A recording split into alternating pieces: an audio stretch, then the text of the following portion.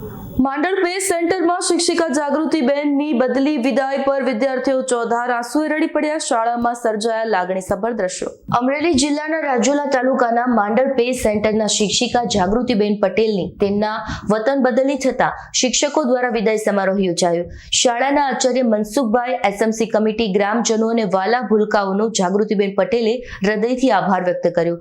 જાગૃતિબેન પટેલ લગભગ 12 વર્ષથી માંડળ પે સેન્ટરમાં ફરજ બજાવતા હતા. જ્યારે આ વિદાય સમારોહ યોજાયો ત્યારે શાળાના બાળકો, શિક્ષકો અને વાલીઓ હિબકે ચડ્યા. પરિવારના સભ્યની વિદાય જેવા લાગણીસભર દ્રશ્યો સાથે ચોધાર આંસુએ જાણે બાળકો રડી પડ્યા. ગામ સાથે દિલના સંબંધ રાખતા શિક્ષિકાએ શાળાના બાળકોનો પોતાના બાળકો સમજીને રાખ્યા હતા.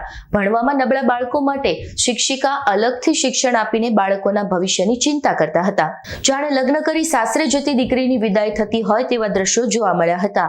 આ દ્રશ્યો માંડળ પે સેન્ટરમાં જાગૃતિબેનની વિદાયમાં સર્જાયા હતા.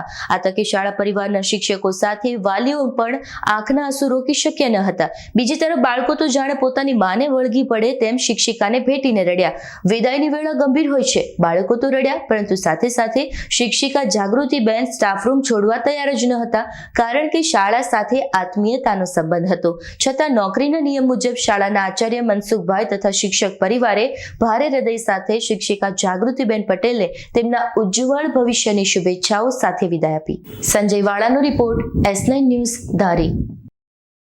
અમારી તમામ માહિતીથી અપડેટ રહેવા માટે જોડાયેલા રહો S9 ન્યૂઝ સાથે.